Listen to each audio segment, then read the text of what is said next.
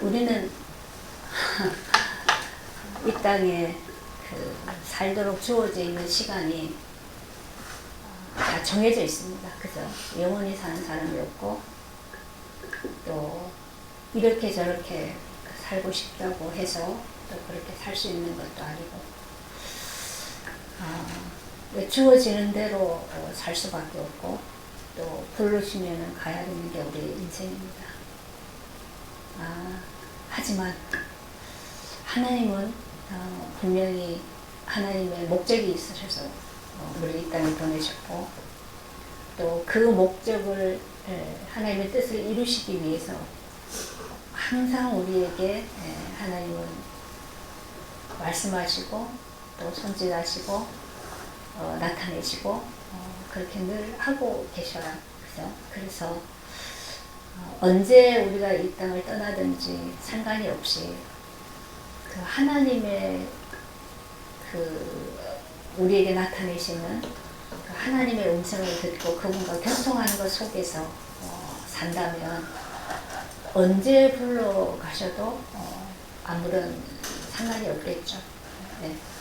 그리고 분명한 것은 육신을 벗는다고 해도 영원히 사는 하나님과 영원히 사는 그 세계가 예비되어 있기 때문에 그래서 우리는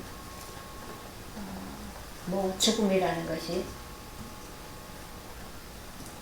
약간의 뭐 육신적인 슬픔은 있지만 그것보다 훨씬 더 소망이 크기 때문에 또 그렇게 그 미래를 바라보고 하게 되어지는 거죠.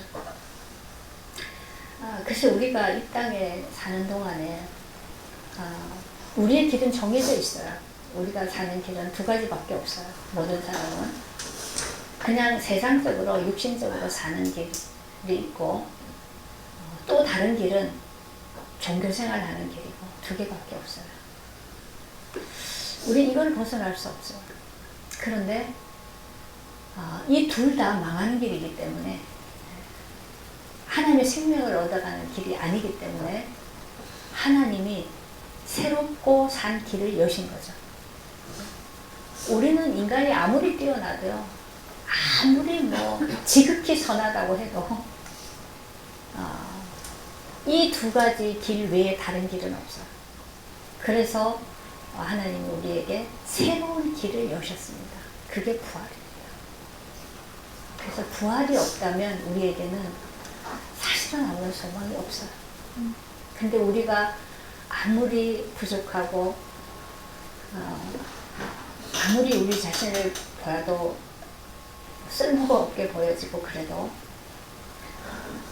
하나님은 세계를 열어놓으셨기 때문에 늘 우리는 그 안에서 소망이 있고, 또 하나님이 이끌어 가시는 약속이 있기 때문에 그래서 우리는 그냥 기쁨으로 갈 수 있는 겁니다.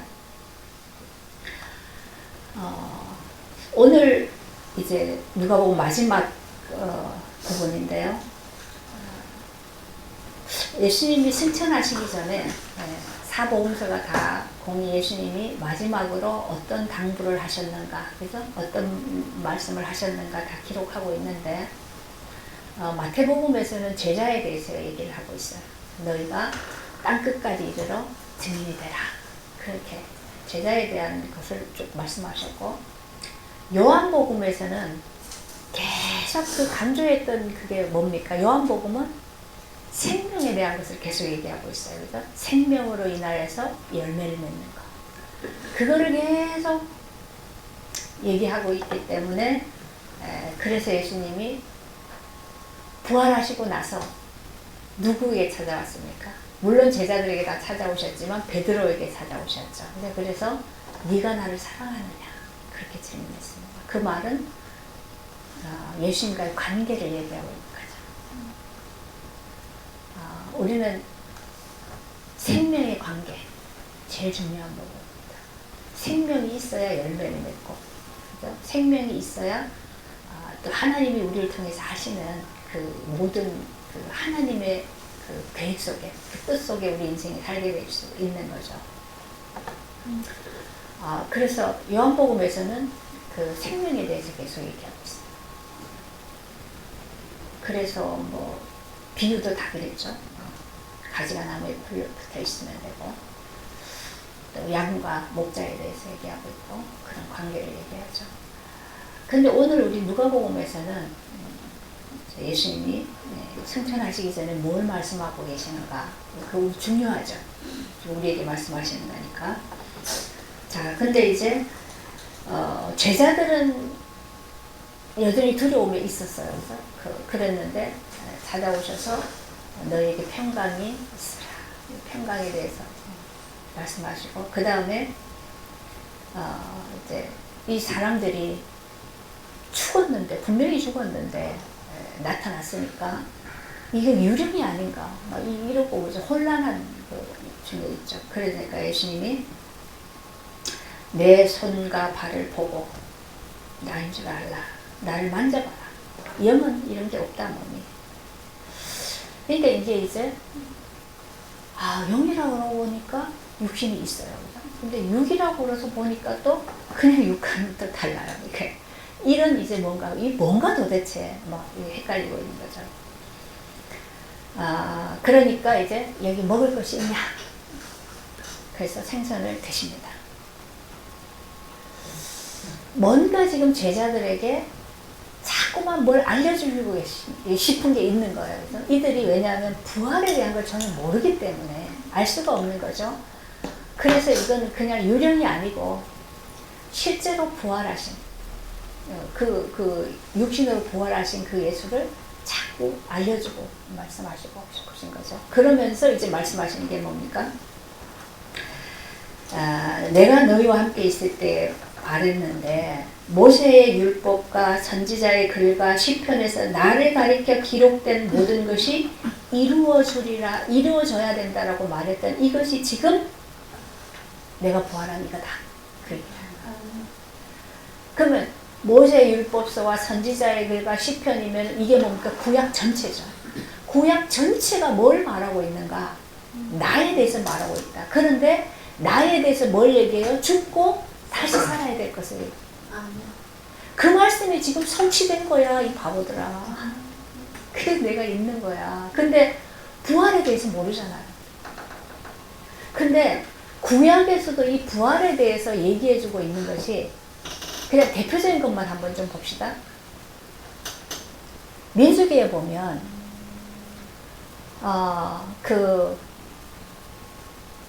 누굽니까? 고라 같은 이런 자들이 일어나서 막 대적하고 일어났죠. 왜냐하면 왜 아론만, 모세는 뭐 지도자니까 그렇다 치고 왜 아론만 자꾸 그렇게 세우냐. 그죠? 우리도 다 레위하고 그러는데 왜 아론만 그렇게 하냐. 그래가지고 막 대들었어요. 그러니까 하나님이 뭐라 그랬습니까 그때? 그러면 니네 12지파에서 대장들 지팡이를 하나씩 다 가져와. 지팡이 12개를 놓았죠. 지팡이는 뭡니까? 이미 나무가 다 말라서 완전히 죽은 거죠. 마른 그 지팡이를 짚고 다니는데 그 지팡이를 가져오라 그래서 성소에, 지성소 앞에, 법궤 앞에 다 12개를 다 세워놨어요. 그리고 나서 그 다음날 들어가서 보니까 어떻게 됐어요? 아론의 지팡이에만 쌍이 났다. 근데 쌍이 나고 꽃이 피고 살고 열매를 맺었다. 그럼 이렇게 함으로써 그때는 뭘 얘기했습니까? 아론이 그냥 모세가 세워서 쓰는 게 아니고 아론에게 하나님 주신 권위가 있다. 이걸 지금 나타내는 거죠. 그래서 아론이 그 일을 감당하도록 하나님이 세우신 거예요. 근데 사실은 죽은 나무가 싹이 나고 꽃이 피고 열매를 맺었어요. 이게 부활이죠, 사실. 그죠? 부활에 대해서 보여주는 거예요. 근데 아론의 이 지팡이를 통해서 하나님은 이미 뭐요? 앞으로 그 일들을 통해서 계속 하나님이 하실 일은 뭐예요? 메시아를 보내서 죽고 사는 부활을 통해서 하나님이 이루실 일들을 나타내 보여줄 거죠. 그러면 부활이 뭔지. 그 다음에 또 이들이요, 조금 더 가다가 원망을 하기 시작해요. 그죠? 광야에서. 이제는 뭐 이 음식도 질린다 막 이제 이러고 그죠? 막 길을 왜 돌아서 가냐 막 왜 우리를 광야에 데려와서 이렇게 힘들게 하냐고 막 원망을 하니까 어디에서 불뱀이 나와가지고 막 무는데 사람들이 막 죽어요. 그죠? 막 피피피 쓰러져서 죽어요. 그때 하나님은 모세에게 뭐라 그럽니까? 놋뱀을 장대에 매달아서 높이 들어라. 그런데 놋뱀을 쳐다보는 자는 다 살았다. 불뱀에 물렸으면 다 죽어요, 그냥. 그죠? 독이 퍼져서. 다 죽는데, 죽어가는 자들이, 죽어간다라는 게 이미 죽은 거예요, 사실은. 그죠? 그랬는데, 놋뱀을 바라봤는데 그냥 살았다. 죽은 자가 살았어요. 부활을 얘기하는 거죠. 근데, 똑같아요. 뱀에 물려서 죽었는데, 뱀을 보고 살아납니다. 우리 인간이 왜 죽게 됐어요? 아담의 죄로 인해서. 그래서 아담이 하나님을 대적하고 죄를 짓고 사망 속으로 왔죠. 그랬는데 둘째 아담이 와서 우리를 다시 살리는 거예요. 죽은 자가 살아나. 죽은 막대기에서 싹이 나서 열매를 맺어요. 그 다음에 다윗의 시편에서는 다윗이 얘기하죠.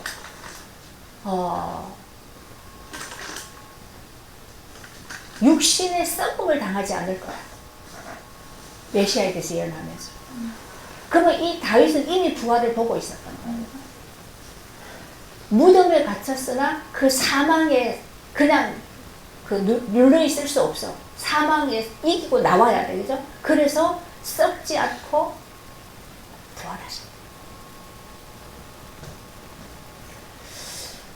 이 성경이 사실은 다 부활에 대해서 얘기하고 있고, 그러면 이 기록한 자들은 뭘 보고 있어요? 이미 부활 안에서 부활을 보고 있는 거예요. 그죠? 그래서 성경을 기록한 거란 말이에요. 그러니 우리가 성경을 볼 때, 성경을 읽는데 부활의 세계가 뭔지, 그 부활을 경험하지 못한 사람들이 성경을 볼 때는 이게 보이겠어요? 안 보이겠어요? 안 보이죠.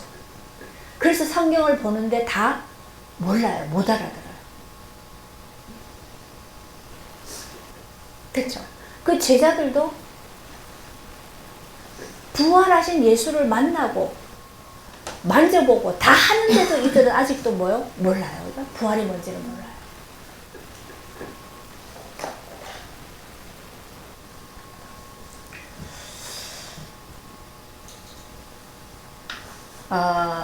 다 이루어져야 하니 이거다라고 하시면서 이에 그들의 마음을 열어 성경을 깨닫게 하십니다.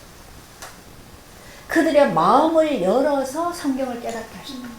그러니까 이 성경이 부활을 기록한 이 인간은 아까 그랬죠. 인간은 살 수 있는 길이 두 길밖에 없어요. 그러니까 육신으로 그냥 세상으로 사는 게 하고 아니면 종교 생활하는 게.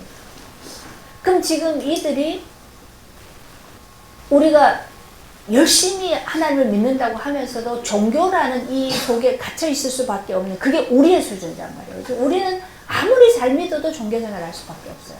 그런데 하나님이 마음을 열어서 성경을 깨닫게 해주셔야 뭐가 보여져? 부활이 보여지고 새 길이 보여지고 새 세계가 보여지고. 그래서 이게 뭐 은혜로만 되어집니다. 하나님이 우리에게 열어주셔야만 깨달아지고 하나님이 열어주셔야만 알 수 있는 세계. 그래서 비로소 예수님이 부활하신 예수가 찾아오셔서 이들에게 마음을 열어 성경을 깨닫게 하시고 그리고 뭐라고 하십니까? 그리스도가 고난을 받고 제3일에 죽은 자 가운데서 살아날 것과 또 그의 이름으로 죄사함을 받게 하는 회개가 예루살렘에서 시작하여 모든 족속에게 전파될 것이 기록되었으니 그렇게 얘기합니다. 그리스도가 와서 고난을 받고 죽고 그죠? 제3일에 살아날 것과 살아났어요. 그리고 나서 그의 이름으로 제사함을 받게 하는 회개가 예루살렘으로 시작해서 모든 족속에게 전파될 것이 기록되어 있다. 그러면서 너희는 이 모든 일에 증인이다. 이거 어떤 제사함을 얘기합니까? 제사함을 받게 하는데 사도행전 한번 봅시다. 사도행전 1장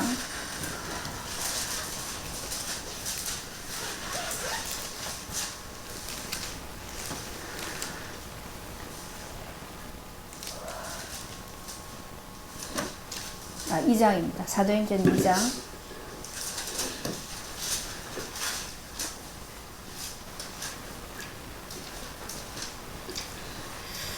2장에 보면은 베드로가 오순절 성령 임하고 난 다음에 설교를 해요. 이 설교를 하는데 전에 알지 못했던 베드로가 이 부활이라는 이 세계를 뭐 절대 알 수 없었던 이 베드로는 예수가 잡혀서 고난을 받고 재판을 받고 십자가에 달리시는 그 모든 과정을 보면서 베드로는 예수를 부인하고, 그죠? 그리고 숨고 또 고기 잡으러 돌아가고 이랬던 베드로란 말이에요.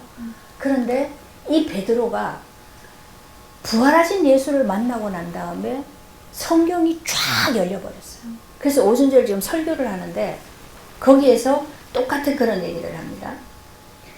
일단 24절 보면 이게 23절에 그가 하나님께서 정하신 뜻과 미리 아신 바대로 자신을 내어준 바 되었거늘 너희가 법 없는 자들의 손을 빌려 못 박아 죽였으나 하나님께서 그를 사망의 고통에서 풀어 살리셨으니 이는 그가 사망에 매여 있을 수 없었습니다. 그렇죠? 예수님이 정하신 뜻대로 죽으셔야 되기 때문에 자신을 내어줬다는 얘기예요. 근데 요한복음에 보면 예수님이 그런 말씀을 하시죠. 나는 죽을 권리도 있고 다시 살 권리도 있고 그 말씀을 하시는 거예요. 그럼 예수님은 그렇게 하기 위해서 그 계획 때문에 오셨기 때문에 그래서 죽음의 나를 내어준 바 되고 다시 사시는 것도 예수님 안에 있는 거예요. 그래서 예수님이 얘기했죠. 나는 부활이요 생명이요. 나를 믿는 자는 죽어도 살겠고 살아서 나를 믿는 자는 영원히 죽지 아니하리라. 그러니까 예수님 안에는 뭐가 있어요? 부활과 생명이 있어요. 그 능력이 있는 거예요. 그죠? 그 권리가 있는 거예요. 그래서 그 예수를 믿는 자는, 나를 믿는 자는 죽어도 살고 살아서 믿는 자는 영원히 죽지 않는다라는 거예요. 근데 이 베드로가 그때는 그 말을 해도 무슨 말인지 몰랐단 말이에요. 근데 이게 부활하신 예수를 만나고 나서, 그죠? 오순절날 성령이 임하고 난 다음에 이 성경이 쫙 열려버렸어요. 이게 뭔지를 이제 쫙 아는 거죠. 그래서 하나님이 예정하셨던 대로 예수님이 자기를 내어준 바 되고 죽으셨는데 그분이 다시 살아나셨다. 왜냐하면 그분은 사망에 매여 있을 수 없는 분이다. 그렇죠? 부활의 생명이 있는 자이기 때문에.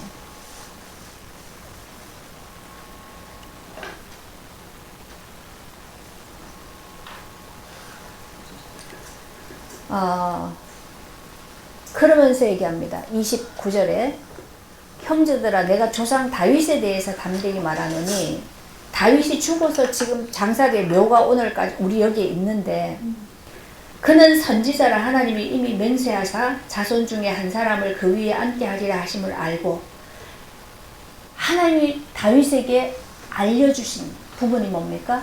다윗의 후손 중에서 메시아가 오는데, 그죠? 그분이 그 위에 앉죠? 다윗보다 미리 봤어요. 다윗이 미리 본 게 뭐냐? 그리스도의 부활을 말하되 그가 음부에 버림이 되지 않고 그 육신이 썩음을 당하지 아니하시리라 하더니 이 예수를 하나님이 살리신지라 우리가 다 이 일의 증인이로다. 근데 그 후에 뭘 얘기해요? 그런데 이 예수를 누가 죽였어요? 너희가 죽였다. 너희가 죽인 이 예수를 하나님이 살리셨다.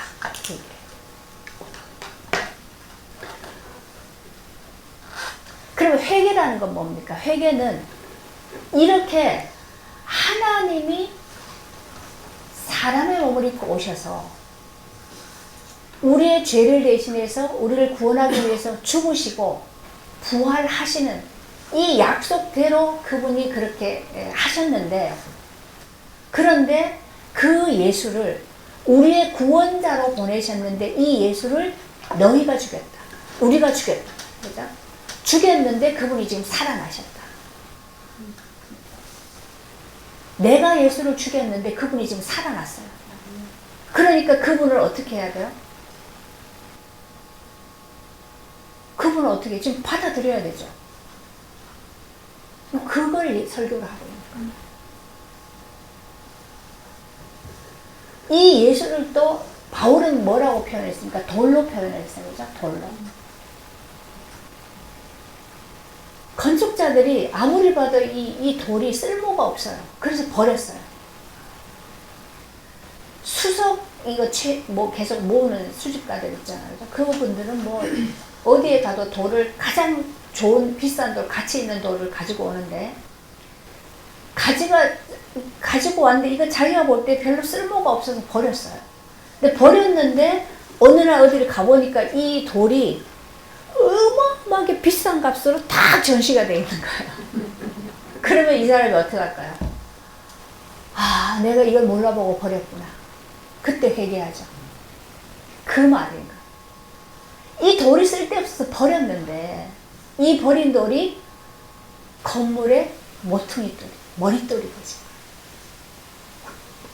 이 예수가 나를 구원하기 위해서 오셨는데 내가 이 예수를 몰라보고 이 예수를 멸시하고 이 예수를 무시하고 그죠? 이 예수를 죽여버렸단 말이에요. 죽음에 넘겨줬어요. 그랬는데 이 예수가 살아났어요. 영원한 생명을 가진 새로 하나님이 여신 그 하나님 나라의 통치자로 왕으로 다시 살아나셨단 말이에요. 그럼 이거를 보고 어떻게 해요? 아, 내가 이 예수를 죽였구나. 이 예수를 내가 몰라보고 멸시했구나. 그죠? 이 예수를 내가 그냥 밟아버렸구나. 버렸구나. 그거에 대해서 회개하는 거예요. 이거를 회개하는 이것이 예루살렘부터 전 모든 족속에게 전파되어야 되는 그래서 우리가 회개한다는 것은 그냥 단순히 누구하고 좀 싸웠어. 누구를 좀 미워했어. 그죠? 이런 거는 내 묶임 때문에 물론 내가 해결이 안 되니까 은혜가 필요하죠. 그죠? 그런데 예수님이 죽으신 것은 그 행위 때문에 죽으신 건 아니란 말이에요.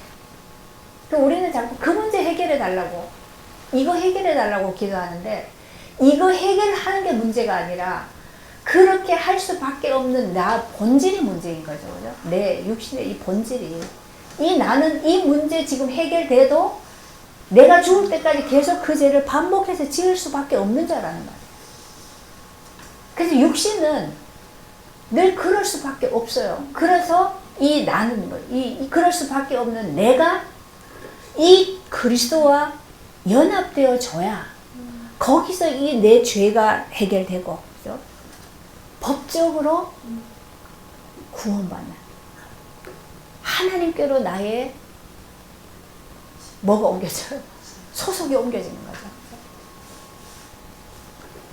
그 부활에 내가 참여되어지고 연합되어질 때 비로소 영원한 생명을 얻는 거죠. 부활의 생명으로 사는 부활의 세계를 우리가 살게 되어지는 이 하나님의 뜻이 우리에게 이루어지는 거란 말이에요. 그래서 우리가 어떤 행위 하나를 가지고 지금 회개하고 통회하고 그건 해도 계속 해야 되는 거고, 중요한 문제는 뭐예요? 내가 이 예수를 몰라보고 예수를 멸시하고 예수를 내가 밀어내고 박대하고, 그죠? 예수를 거역했다는 얘기죠. 이게 회개가 되죠. 그래서 예수님 부활하신 이후에 사도행전에서는 이 복음을 증거할 때 계속 그 얘기를 해요. 너희가 죽인 예수. 그렇게 얘기해요. 너희가 죽였던 이 예수가 부활하셨다. 그리고 그 예수가 지금 승천하셔서 하나님 우편에 앉아 계시다. 근데 그분이 약속한 게 뭡니까? 성령을 보내주신다. 그래서 이 복음이, 이 예수가 죽었는데 부활하시고 승천하셨다. 이 복음이 모든 족속에게 증거되어야, 전파되어야 되는데 그 일에 너희가 증인이다.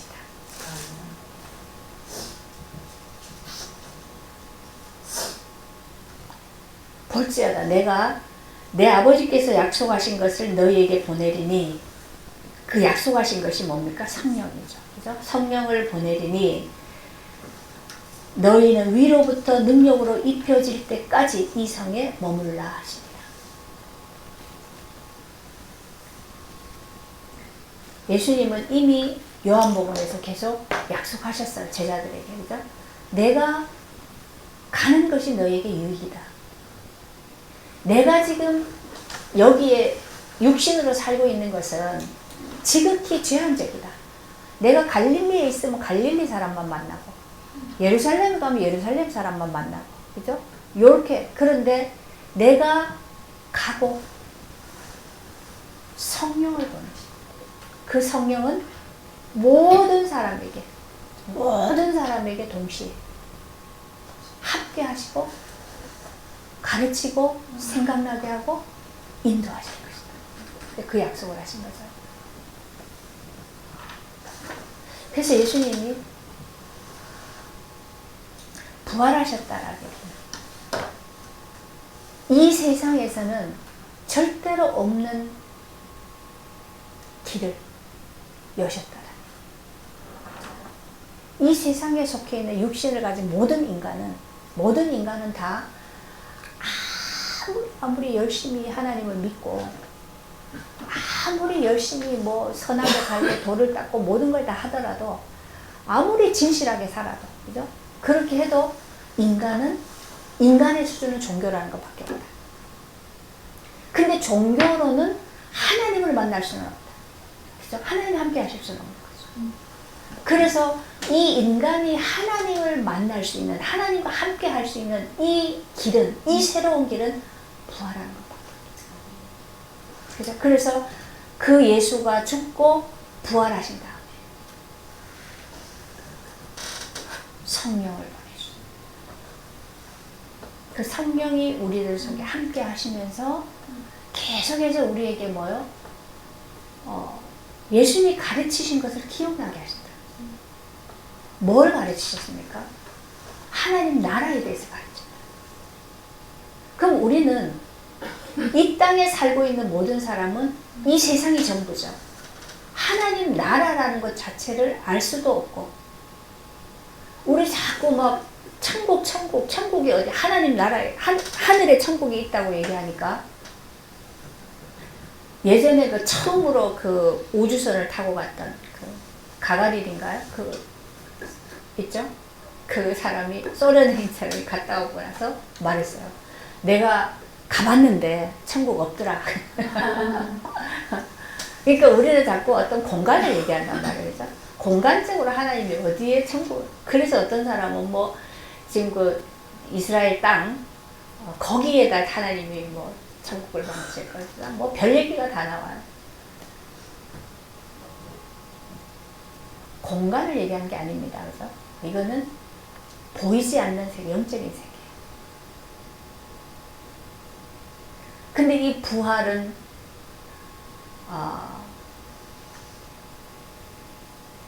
예수님이 계속 여기 이 땅에 계실 동안에도 계속 말씀해 주셨고, 또 부활하시고 난 다음에 40일 동안 계시면서도 하나님 나라에 대해서 계속 말씀해 주셨는데, 그런데 우리는 아무리 들어도 내가 생각할 수 있는 나의 한계, 그 영역 속에서밖에 못 받아들인단 말이에요. 그런데 그 부활하신 예수와 내가 연합되어질 때, 그죠? 연합되어질 때 비로소 부활의 세계가 뭔가 우리에게 누려지기 시작한다는 얘기예요. 그렇죠? 그러면 부활이 뭔지를 알게 되지잖아요. 그죠? 조금씩 이 눈이 열려진단 말이에요. 그러니까 이게 이 부활의 이 능력이, 이 은혜가 우리에게 와지고 나니까 뭐가 일단 없어집니까? 전에는 내가 그렇게 막 집착하고 잡혀가지고 그 매여서 어찌할 수가 없었는데 그것이 자꾸 상관이 없어진다면 거기에 놓여져 버린단 말이에요. 그죠? 그러니까 아침에도 우리가 얘기를 했는데 우리는요 이미 습관적으로 체질이 돼 있는 게 있어요. 그래서 입으로 자꾸 나와요. 잔소리도 나오고 옛날에 했던 뭐 그런 안 좋은 말 이런 것도 나와요. 나오는데 전에는 그 말을 하려면 내가 그 말에 묶여 있는 게 나오기 때문에 내 안에 분노도 미움도 좀 내가 막 못 살겠다 막 어쩌겠다 그런 이 내 감정이 거기에 같이 묶여서 말이 나왔단 말이에요. 근데 이제는 같은 말을 하는데 그 묶임이 없어요. 그냥 체질이 돼서 입으로만 나오는 것 뿐이에요. 그런 거 느끼죠? 근데 말을 하고 났는데 나는 아무렇지도 않아. 근데 듣는 사람은 옛날에 내가 말했던 걸로 생각을 하고 들으면은 예, 그러죠. 그 반응이 나오죠. 근데 그게 아닌 걸 알면 어떻게 해요? 이제 같이 자유로워져요. 이게 하나님 나라가 조금씩 전파되어져 가는 게 거기서 나와지는 거예요. 그래서 그걸 얘기하는 거예요. 너희가 내가 약속한 것을, 아버지께서 약속한 것을 보내줄 때까지, 그죠? 그게 뭐냐면, 위로부터 능력으로 입혀진 거예요. 능력으로 입혀진 거예요. 그러니까 성령이 우리에게 임하시면 능력이 나타나요. 그 능력이 뭐냐면, 죄사함의 능력이에요. 죄사함을 받는 것만큼 내가 죄사함을 받는 것만큼 내가 그 묶임에서 자유로워지죠. 그죠? 자유로워지죠. 자유로워진 것 속에서 이제 계속 이것을 증거하고 나타낼 수 있을 때 점차적으로 주변 사람들에게도 이 자유함이 전파되어져 가겠죠. 그렇게 되어져 가야 돼요. 근데 그것이 능력이라고 얘기합니다. 우린 능력이 뭐 막 바닷물을 가르고 뭐 좀 막 이 숟가락을 갖다 막 씌워가고 막 자꾸 그런 능력을 얘기하죠. 하늘에서 불이 내려가 태워버리고 막 이런 걸 능력을 얘기하는데 진짜 능력은 뭡니까? 그런 능력은 사단도 다 할 수 있어요. 사단이 절대 할 수 없는 능력이 뭡니까? 이게 구원의 능력. 죄사함의 구원의 능력이 그것이 우리에게 역사되어 줘야 되죠. 그렇게 하기 위해서 지금 뭐가 필요하다는 얘기예요? 회개가 필요해요. 그럼 회개는 내가 잘못한 행동을 회개하는 거, 그거는 이미 우리가 구원받을 때 다 죄사함 받은 거라 그랬어요. 그죠? 그거에 자꾸 매여서 하는 거예요. 그걸 자꾸 하다 보면 내가 또 거기에 묶여 들어가요, 사실은. 그래서 한 개의 행동 가지고 그거 회개하느라고 거기에 막 매여 들어가는 그걸 하라는 게 아니라 옛사람이 살려져서 그 옛사람으로 살고 있는 이거 자체가 그리스도께 넘겨져야 되는, 그죠? 이 부분을 하나님께 내려놓는. 그래서 죽은 자는 죽은 자로, 죽은 자는 죽은 자로 그냥 인정해버리면 되는 거예요. 내가 예전에 옛사람으로 살 때 내가 주인이 돼서, 그죠? 내가 주인이 돼서 살았기 때문에 모든 것이 내 중심이었다. 그래서 내 중심적으로 안 해주면은 다 믿고 이거는 나쁜 사람이고, 그죠? 이거는 다 뭐 어떻게 벌을 받아야 되는 사람이고, 이렇게 내가 다 만들어 놨었단 말이에요. 근데 그랬던 그 내가 이제 그 나는 죽었어요. 구원받을 때. 그죠? 그리스도의 십자가에 넘겨져서 죽었기 때문에 구원받았는데, 그런데 우리는 내 생각이나 고정관념, 이런 사고방식, 이런 것들이 그대로 여전히 있잖아요. 육신은. 그래서 이걸 가지고 산단 말이죠. 그래서 구원받았는데도 자꾸 이게 기어 나온단 말이에요. 이게. 그래서 이것이 기어 나올 때마다 이걸 뭐요? 이제는 전에는 보지도 못했어요. 근데 이제는 이게 보여진단 말이에요. 그죠? 아, 이거 나 옛사람인데 왜 지금 또 이러고 있지? 그럴 때 우리가 뭐요? 이거를 주님 앞에 내놓는 거예요. 아, 이거는 내가 죽은 자였지. 왜 죽은 자가 왜 살아났어? 이걸 봐야 되는 거죠. 그래서 그때 우리가 그게 회개하는 기도란 말이죠. 그럼 이걸 나를 옛사람이 살아서 지금 하고 있는 이거를 들추어내서 이 나를 죽음에 넘겨지도록 하시는 게, 그 일을 하시는 게 뭡니까? 이게 성령이 하시는 거죠. 그 성령이 하시는 일이 바로 그리스도의 하시는 거예요. 그리스도의 일을 하시는 거예요. 그리스도가 뭡니까? 죄를 때문에 죄의 삭스로 죽고 다시 사는 거죠. 그래서 그리스도는 지금도 우리에게 그 죄를 드러내는 일로 찾아오시는 거예요. 나를 십자가에 넘겨주도록 하시는 일을 하시는 거예요. 그래서 그 일 속에서 나를 넘겨주고. 그런데 아까 우리 권사님 기도하신 것처럼 하나님은 자꾸 나를 넘겨주라고, 내가 여전히 내가 내 중심으로 나를 위해서만 생각해가지고 다른 사람을 막 내가 판단하고 막 그렇게 하는 거죠. 이런 것들을 드러내시는데 여전히 나는 뭐요? 그 내가 옳다라고 자꾸 주장하고 싶은 거예요. 그래서 이 사람이 잘못됐다라고 그죠? 잘못됐다고 자꾸 말할 수밖에 없는 그 나를 하나님이 좀 처리해달라고 그 기도하는 거죠. 그러면 그런 모든 것들을 매일 당하고만 살아야 되는 거죠. 사단은 계속 나를 공격할 건데 그럼 그걸 맨날 당하고 살면 내가 어떻게 사냐. 근데 내가 죽고 내가 없는 것만큼 내 자아가 없는 거예요. 그죠? 내 자아가 없어지는 것만큼은 공격을 하는데 그 공격을 내가 공격받을 내가 없으니까 누가 그리스도가 받으신 거예요. 그럼 그리스도가 대응하시는 거죠. 이게 논리적으로 따지고 들어가면은 이건 또 우리가 지식으로 가야 되는 거예요. 근데 그런 일들이 영적으로 일어난단 말이에요. 우리가 죽고 부활하는 것이 내가 내 의지로 하는 게 아닌 것처럼, 그죠? 하나님이 우리에게 은혜를 주셨는데 그냥 내가 죽게 됐어요. 그죠? 정말 하나님께 항복했어요. 그래서 넘겨졌는데 그리고 났더니 부활의 그 능력이 내게 나타났단 말이에요. 그래서 어떻게 아느냐? 전에는 내가 분명히 이런 거 있으면 밤잠도 못 자고 막 거기 묶여가지고 막 욕하고 싸우고 그죠? 막 끙끙거리고 막 이래야 되는데 그런 묶임이 자꾸 없어졌단 말이에요. 이게 없어지고 평안이 있어요.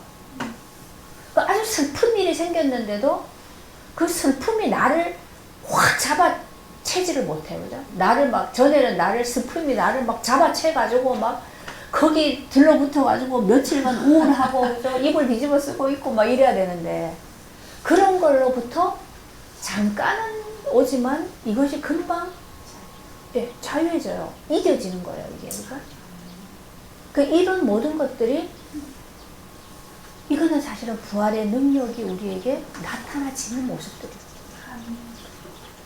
그러니까 이것이 되어져서 너희가 증인이 되어지는, 이게 되어질 때까지 이 성에 머물러라. 그렇게 얘기해요.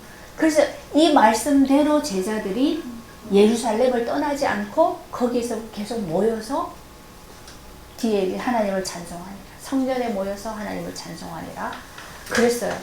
그랬는데 오순절날, 그죠? 성령이 임했죠. 성령이 임해서 이들이 드디어 베드로 보세요. 아까 6월 오순절 설교를 하는데, 그죠? 전에는 베드로가요, 저 사람이 나 예수 제자라고 뭐 할까 싶어 도망 다녔던 사람이란 말이에요. 그죠? 두렵고 막 이래서. 근데 그 많은 사람들 앞에 서서 너희가 죽인 이 예수가 그리스도였다. 근데 그분이 살아나셨다. 우리가 증인이다. 막 이렇게 하는데 그날에 3,000명이 세례를 받았다. 이런 회개하고 죄사함 받는 역사들이 막 일어나는 거죠. 그게 지금 예수님이 제자들에게 당부하는 말씀이에요. 너희가 위로부터 능력으로 입혀질 때까지 이 성에 머물러라.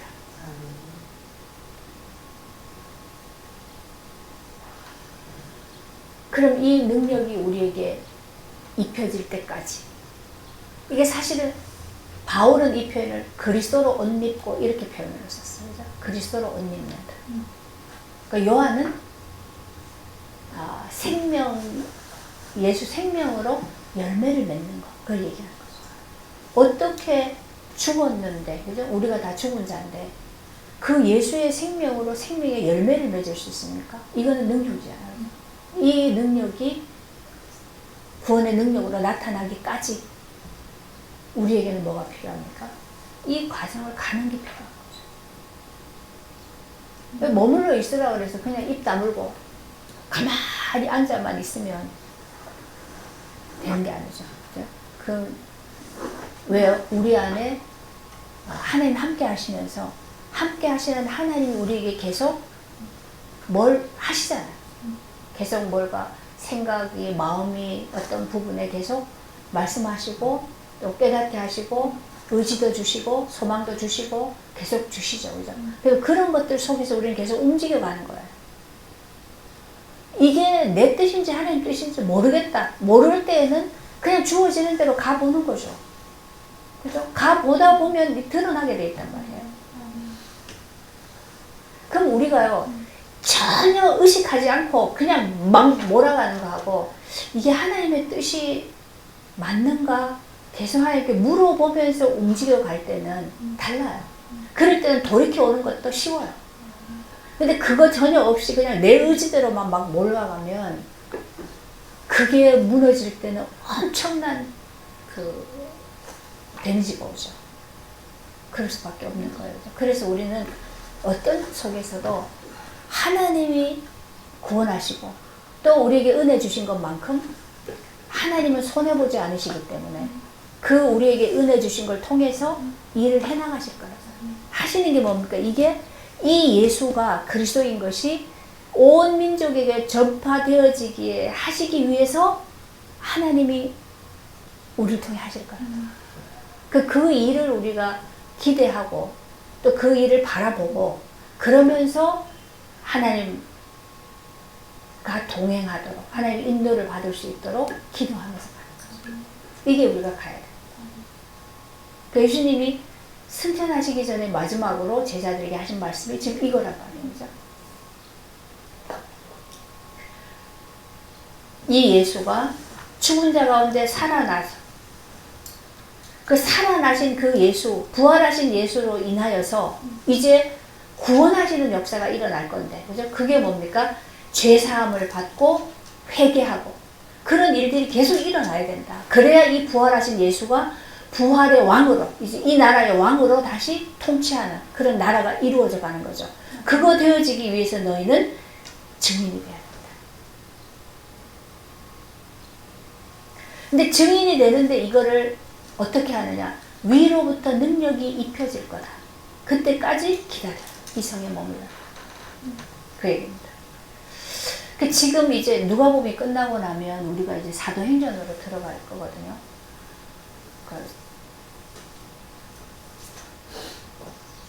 이 성에, 우리 요 성에 머무르는 게 이제 요 성에 머물러 있었는데 우리가 여기 머릿돌에 여기 지하에 머물러 있었는데 사도행전에 들어가면 이제 나가야 됩니다. 어떻게 할지 모르겠어요. 나가야 하는데 어디까지 갑니다. 막 안디옥까지 가고요. 막 저기까지 막 온 세상으로 돌아다닙니다. 자, 예수께서 그들을 데리고 베다니 앞까지 나가사 손을 들어 그들에게 축복하시더니 손을 들어서 이제 축복하시는데 축복하실 때에 그들을 떠나 하늘로 올려주시니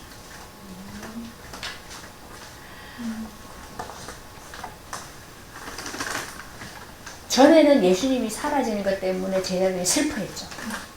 근데 이제 부활하신 예수를 만났어요. 그죠? 그러면 이제 뭡니까? 이게 이들 속에 있는 것이 다 풀렸어요. 제자들 속에. 그래서 그 예수님이 축복하시고 하늘로 떠나 올려지는데 그에게 경배하고 큰 기쁨으로 예루살렘에 돌아가요.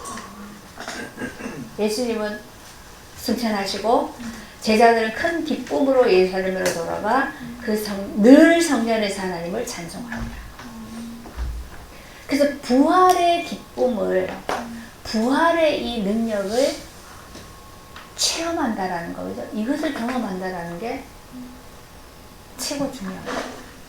이거를 경험하고 나니까 제자들이 그들 속에 두려움과 슬픔이 사라졌어요. 예수님이 이제 보이지 않는데도 상관이 없어요. 기쁨으로 하나님을 찬양할 수 있게 되죠. 그래서 우리는 눈에 보이기 때문에 괜찮고 안 보이기 때문에 뭐 어떻고 이 차이가 없어지는 거예요. 왜냐하면 하나님 원래 보이지 않잖아요. 근데 보이지 않는 세계 속에서 모든 걸 하나님이 일하시고 그것이 우리에게 나타날 때는 이제 보이는 걸로 나타나는 거죠. 보이지 않는 세계 속에 이미 다 진행되어 있는 거예요.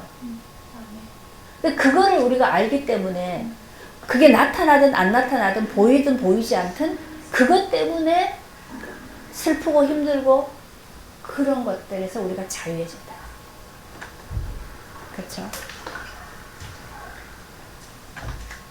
하늘로 올라가시는데 이것도 우리가 자꾸 저기 보이는 저 하늘, 그죠? 그걸 자꾸 얘기하면 지금 이제 달나라도 가고 뭐 온 군데 다 가는데 그렇게 얘기하면 그 사람들은 천국 없어 이렇게 얘기한단 말이에요. 하늘이라는 말은 우리가 인간이 볼 수 있는, 인간이 생각할 수 있는 것 중에서 가장 높은 것이 하늘이에요. 그죠? 가장 높은 것이 하늘이에요. 갈 수 없는 것. 사람이 갈 수 없는데 하여튼 가장 높은 것, 그게 하늘이에요. 그래서 하나님 거기 계시다고. 근데 우리가 이제 우주선 타고 가는 그 하늘, 거기 공간, 그걸 자꾸 얘기하면은 달라지죠. 그럼 예수님 지금 어디 계실까요? 하늘에 계셔요. 네. 하늘에 계시는데 하나님은 모든 곳에 계시다. 그러죠? 모든 곳에 계세요. 안 계시는 곳이 없어요.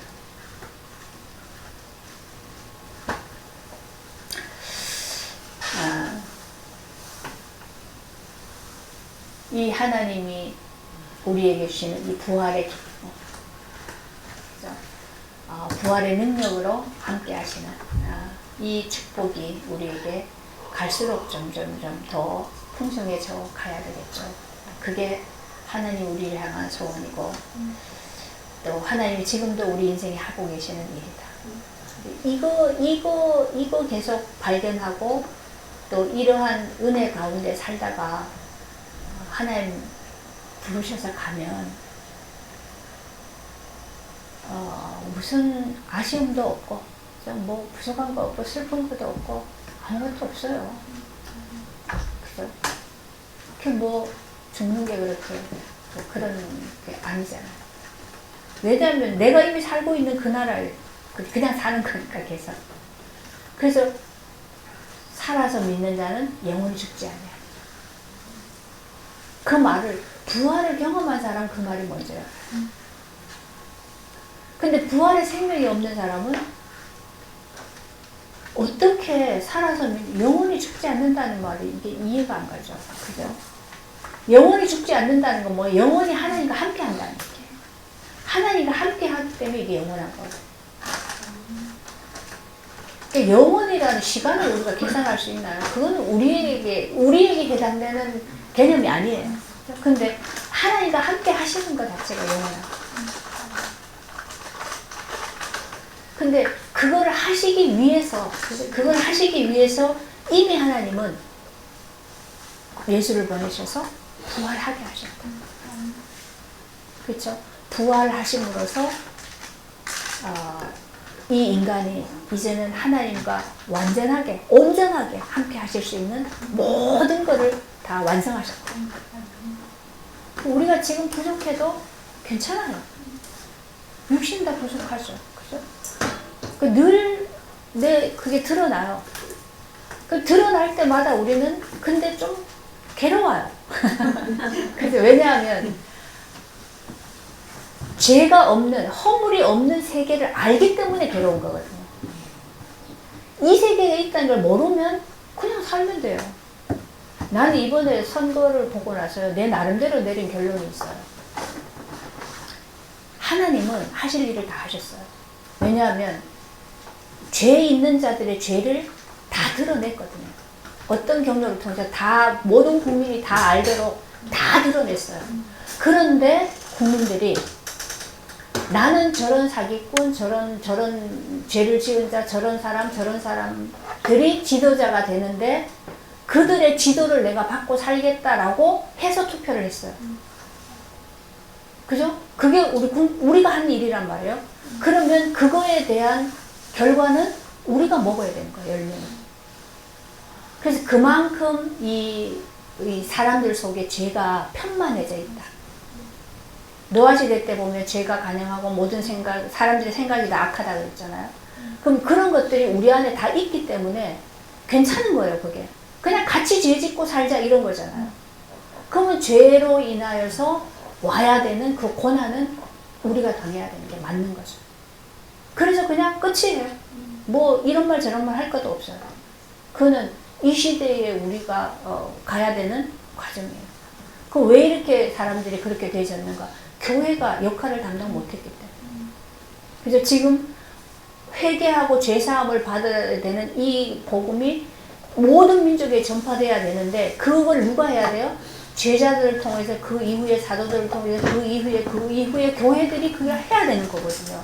근데 교회가 이걸 못했기 때문에 이렇게 되지. 그러면 교회도 그 고통을 함께 갈 수밖에 없는 거죠. 똑같아요. 그래서 이거는 이런 말 저런 말 많은데 저는 그렇게 생각이 됐어요. 그래서 이제는 말할 거 없다. 어떤 일이 오더라도 그냥 우리는 근데 사는 길이 있잖아요. 고난이 와도 어떤 어려움이 와도 십자가를 통해서 부활로 가면 되잖아요. 어떤 것을 근데요, 우리 교회사를 보면 꼭 잘 먹고 잘 살 때가 좋았던 게 아니에요. 고통이 오고 고난이 오고 그럴 때 오히려 진짜 이 복음이 회복되지고 하나님 나라를 누리고 실제로 그렇게 되었어요. 그래서 이런 것들 속에서 늘 그리스도가 가신 그 십자가의 길을 따라가는 그것이 우리가 가야 되는 길이다. 그래서 하나님은 뭐 이런 일 저런 환경 모든 것들을 통해서 가게 하시는 우리에게 준 과정이니까 그렇게 가야 되는 거죠. 기도합시다.